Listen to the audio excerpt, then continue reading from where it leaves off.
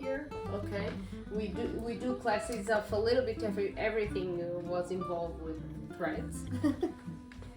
And also we have a few old stuff. If you want, you can pass it there, and you have old labels and everything. Wow, this is amazing.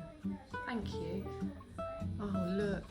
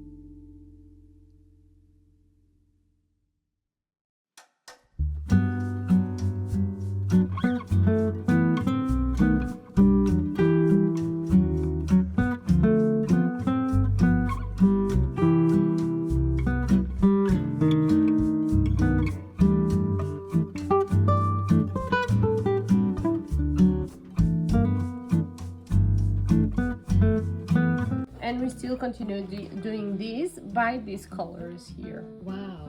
Yeah, it's all pink. Ooh, We have 3 qualities: a DK, a fingering, and a lace. lovely. But ours, it's made in a fabric, like I am told.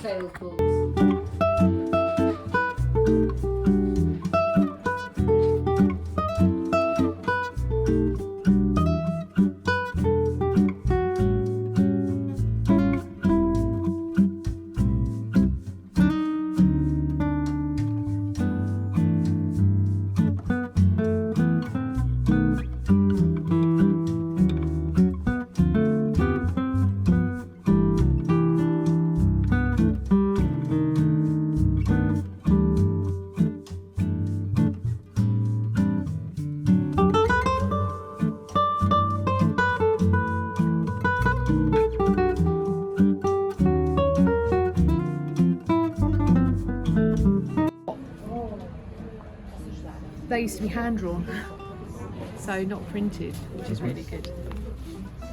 Which is lovely.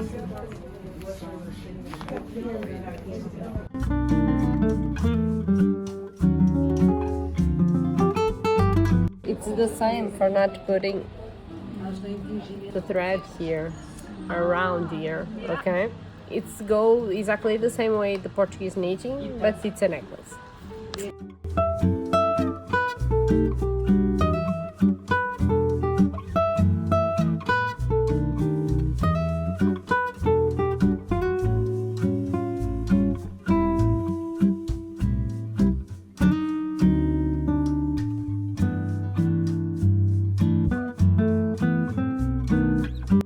But such a beautiful shop, so full of heritage and history, really nice. Established in 1934, beautiful. And I'm really pleased I got to visit it, and looking forward to showing you the goodies later.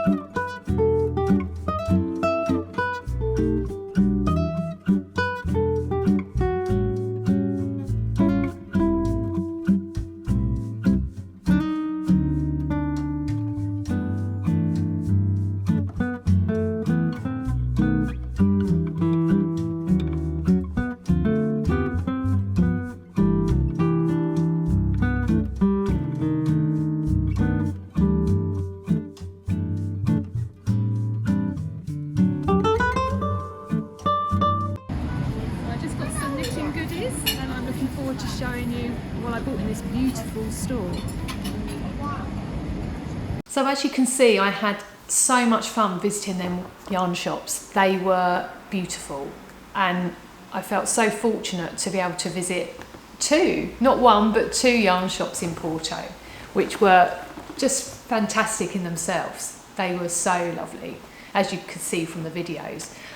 It was just an amazing experience to be able to go and visit them, and the staff were just so friendly, like super friendly, so helpful. And they loved hearing about my small flock yarns business as well in the UK and the war. They found that super interesting. So they were telling me about a knitting festival they have in June each year, and they were saying about me possibly coming back for that, and even maybe with some of the small flock yarns wool as well. So that was super exciting. But I am actually away next year with my family, because my sister and my birthday are around a similar time of the year, so in June. So it all depends if it falls over that weekend when I'm away with my family. So we'll just have to see. And I would definitely be interested in going back though. Porto is absolutely beautiful, and I was so fortunate I got to see the food markets as well, which were just lovely. Just walking around and, you know, getting some cheese from one and some fresh seafood from another, and fresh fruit from another one, and cakes. It was just such a good experience. Unfortunately, I didn't really film the food markets. Some stalls didn't want filming or anything done, so out of respect, I didn't actually get around to filming, and there were lots of people, and not everyone wants to be on YouTube. So, like I said, unfortunately, I didn't film the food markets, but I would highly recommend them if you ever visit Porto, as well as on the riverfront, just absolutely stunning and beautiful. So, I now wanted to talk about what I actually purchased in these yarn shops, because I couldn't visit and not get something, of course. So, first of all, so the first one in the video I visited was the Lopo Xavier one. Let's see there.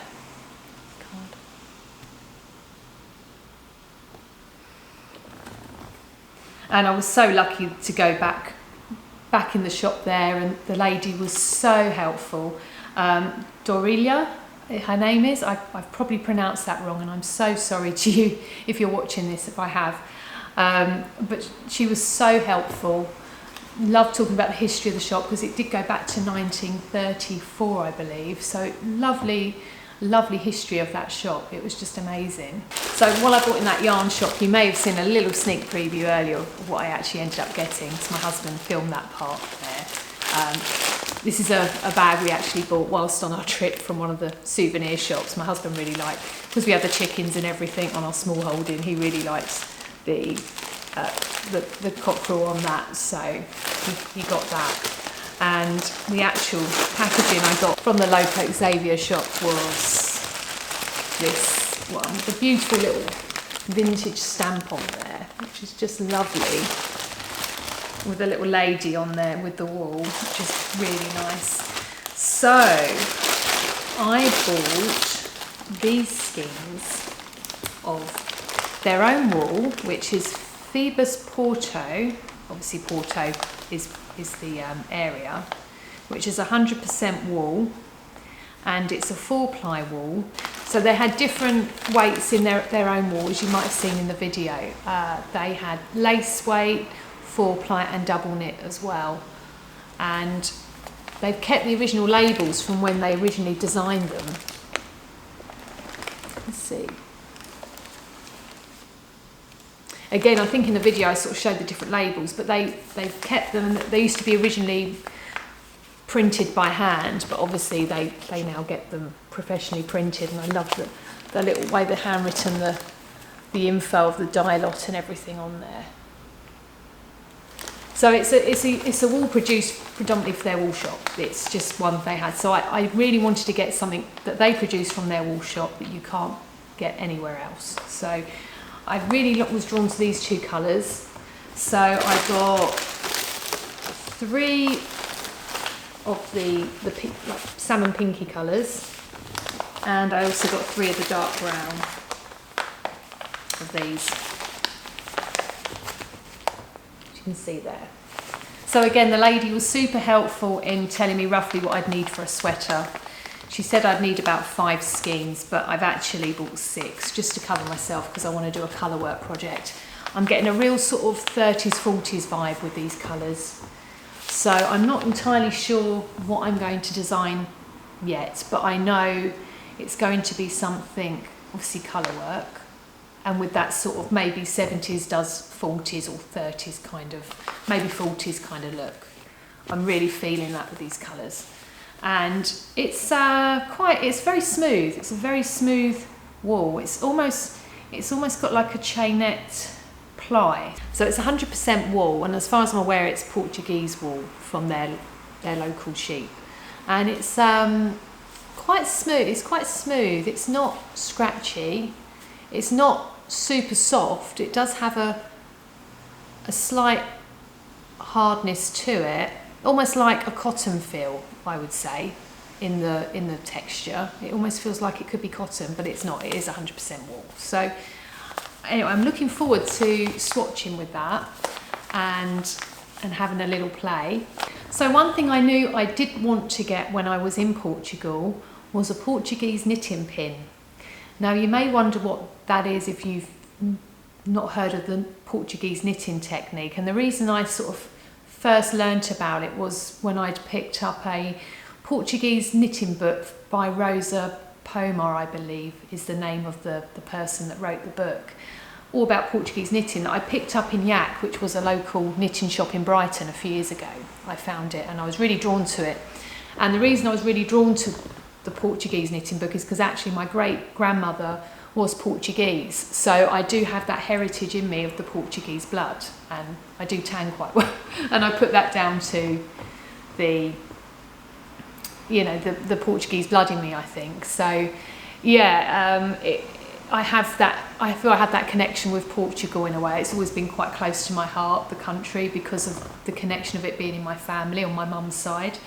So I knew I would really like to get a Portuguese knitting pin, because if you've seen a previous video of mine, I've been talking about Shetland knitting and how I want to try the technique knitting with the Shetland needles with the Shetland knitting belt, which I'm looking forward to doing. So I'm always up for trying different techniques. I'm not necessarily saying I'm going to continue them through my knitting journey, but it's always good to try them and see, oh, actually that might be quite good. Like circular knitting, that was always very new to me when I first did that, because I'd always knitted on straight needles all my life up until my 20s when I learnt circular knitting. And then I found actually I've never really gone back from that. I love knitting so with circular needles. So I thought, well, I'll try these other techniques because you never know, I might prefer those too. It's always good to try and get used to it and see what they're like. So when I was in Lopo Xavier, I said, do you have any Portuguese knitting pins? And she said, yes, we do. And the lady kindly gifted me this one here, which was so sweet of her to do that. So she said that was a gift from them to me to take back to England. So you basically pin it on your top, and you pull the yarn through it, and it sort of anchors it, so you're not having to put all the weight on your arms when you're knitting in your right hand. So it's difficult to kind of explain here. I will be doing a future video showing Portuguese knitting and how I get on with it, so you'll be able to see that. And it would be fun to knit some of the wool with the Portuguese method, so I will have a practice and see how I get on with that. And like I said, I'll do a video of it for you to see. And what's also really good is there is a website called Craftsy, and I'll put a link in the description below, and also of the wool shops I visited as well in Porto. So on Craftsy there is an actual video tutorial which shows you how to knit Portuguese style with a pin, which is really good to physically see it. So I'm going to follow that video, I think, to really show me how to knit the traditional Portuguese way, which I'm quite excited about and really excited to do. So the other lovely wool shop I got to visit in Porto was Ovelha Negra. Ovelha Negra is the name of it. And I got gifted this lovely little postcard from there, of the owner on there, as you can see.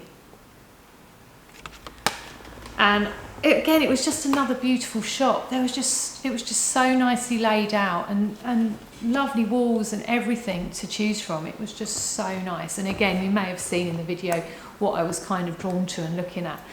But this is, I got one of their lovely little project bags, which was just so pretty. And it has the website on it and the name of the shop, and it's got the little sheep and the little ball of wool. And I love these blue, I love the colour. It's so nice. So I had to get a project bag because I just thought it was just so nice. And what's lovely is the wool was really compact and fitted really nicely into the bag, which was really lovely. So what I bought from this lovely shop was these wools, which is called Victoria. And again, it's 100% Portuguese wool. You can see here. And again, it's their own wool, and it's comes in 50-gram balls, 200 meters. And again, it's another 4-ply wool that I got. So I found this was very cheap. This wasn't a lot of money, and I got this other colour as well. So these are the 2 colours I bought of this one. And they were like €3.80, something like that. They were super cheap. And even my husband sort of asked the lady, like, how are they such a good price? And she said, well, it's because it's all local. I've had it spun locally, and I can afford to do that through doing it all local. And then they obviously dyed, and it's amazing. So I was able to get a few of those for another sweater project, hopefully. I did check the lady, and I have hopefully got enough for a sweater. So I've got 4 of those. And I've got 4 of these ones too. So there's like 400 grams there. So I was thinking maybe like a short sleeve top for this one, potentially, unless it goes slightly longer, because there is 200 meters in it, which is quite a lot. So I will again see, but I might initially design it with like a short puff sleeve kind of top. Again, a vintage style color work design. And I just couldn't believe the cost. Like I said, it was such good value for money. And again, this feels very, this is plied, this one. So the other one was more like a chainette sort of one, but this is actually plied, and it's quite fine. And it's it's not overly soft. It is, but she had a swatch knitted, and she said it had been washed and blocked, and that was softer. So I think with this one, when you wash it, it then softens, and I think a bit like Shetland wool, it then opens up, you get that bounce. And I think this is a very similar thing with what will happen with this. So when I do a swatch with this one for a design, what I'm going to do is I will wash it and block it and see then how it sort of fluffs up, which I'm quite excited to do. And I just think, again, these real contrast of colours.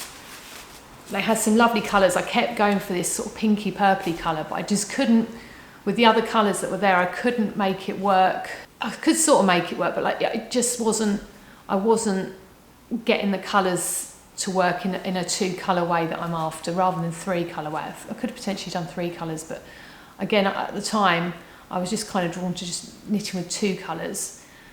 And then I thought this would be a sort of quite a good contrast and quite a bit of pop with a pattern potentially in them. They're not going to sort of blend too much. And I tend to opt for a lot of like pinks in general in my knitting sometimes. So I thought, well, though that's kind of a pinky one, and I mean, looking at them now, it's almost similar to that one as well. I've kind of picked similar colours in different Portuguese wools by the look of it, in different shops. I was obviously drawn to that on that day because I went to both of them on the same day. So I was obviously very drawn to that colourway without realising it, that they were very similar.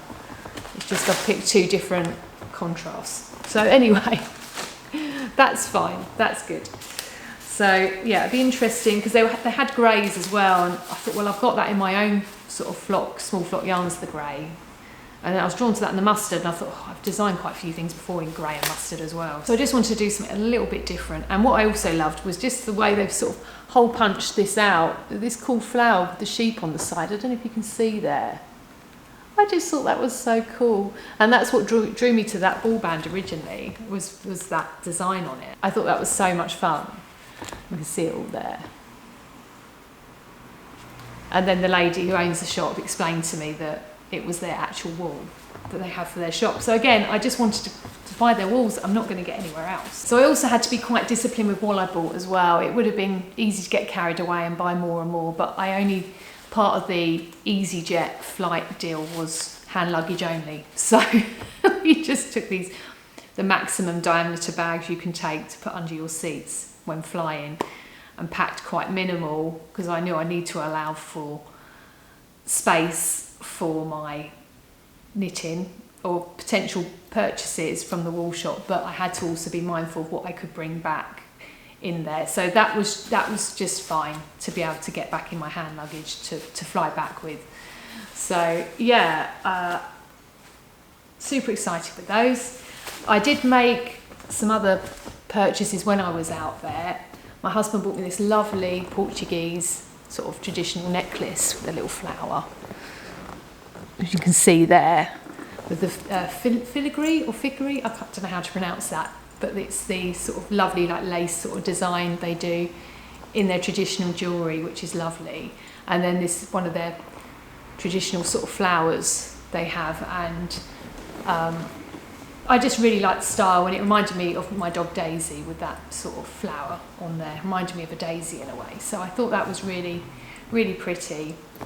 And then one place I really wanted to visit, which was called, I think it was called Principal, and I've again put a link in the description below for you to see, where they do the traditional Portuguese clothing.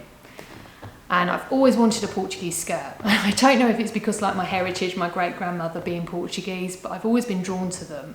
And I love that sort of folk wear look. And, you know, I like to wear scarves on my head and things. So I got to visit this shop in Porto and see the lovely traditional Portuguese costumes. The ladies in there didn't seem to speak a great deal of English, so I wasn't able to get a lot of information from them. But I did get one of these gorgeous, beautiful, traditional Portuguese scarves that they say Lenco original. It's got a label on there. I perhaps need to get that translated to see what that means, but it's obviously a manufacturer in Portugal that make these scarves here. A lovely, pretty label there. So it's, yeah, I love the red and I just love the colours. So I thought that's really nice to wear, you know, over the shoulders, or however, it's a bit too big, I think, for a headscarf, but like to put over in the evenings, or I just think it's a really nice, I really like it, I really love it. So really pleased to get that. And then also, you might have seen in the video, I had my traditional Portuguese skirt I was wearing, because once I got it, I wore it out there, and it has got wool content in it, and I thought, oh, it might be a bit hot, because it was mid-20s when we were in Porto, and actually it was not, I wasn't hot in it at all, and I think it's because it billows out, so I felt absolutely fine on it, and I think I actually ended up wearing it on when it was maybe slightly a cooler day, but still, you know, quite warm compared to England temperatures at the minute. But so you might just see I've got it on today. I've been wearing it since I've been back in Brighton. I absolutely love it. I love the colours of it. I just think it's so lovely. It's not to everyone's taste, and some people might think really, and I wasn't sure wearing it in Portugal if people might think, why are you wearing that? But luckily it was, no one said anything about me wearing it. And like I said, I have Portuguese blood in me anyway, so I felt it was a real sort of nod to my great-grandmother wearing that, which I thought was lovely.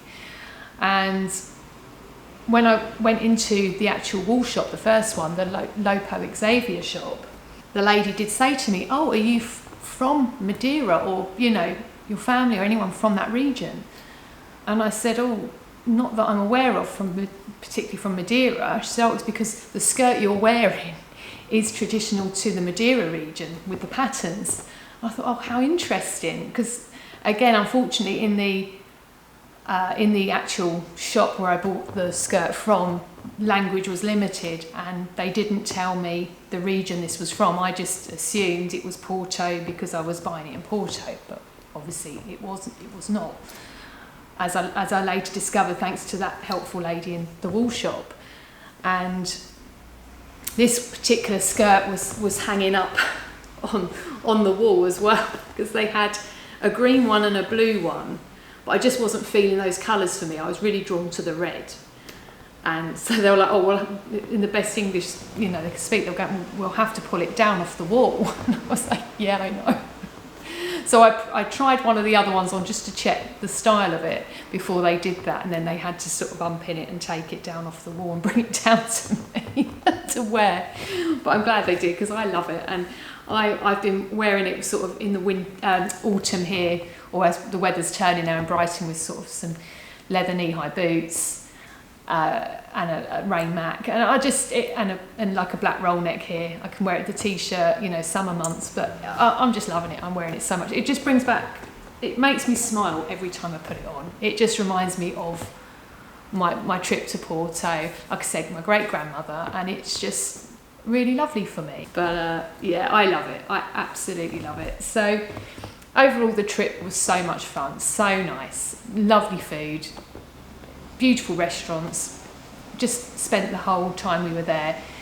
We went from like Wednesday to the Sunday, and yeah, I just spent the whole time eating traditional Portuguese food like tapas and the seafood, which was just so nice. Like I said, unfortunately, I've just filmed the yarn shops and not gone into the whole filming of my whole visit there.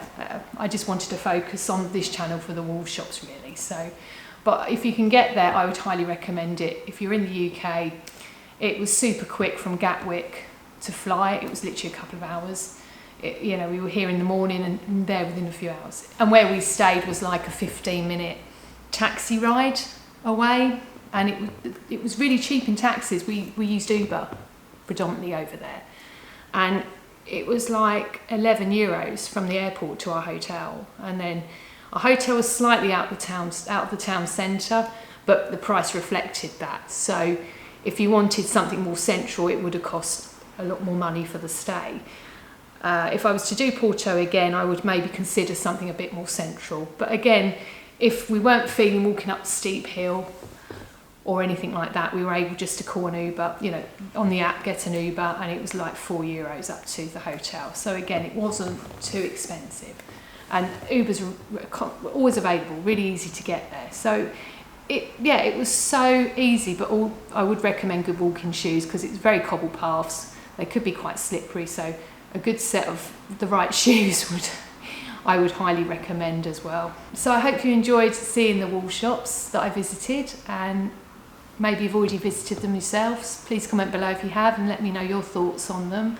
And if you haven't, it might be a destination you may consider now visiting, because it was lovely. They were so nice. And October is a perfect time to go with temperature, not too hot. So I hope you enjoyed the video, and if you've subscribed to my channel, thank you, much appreciated, and I hope you're enjoying the content.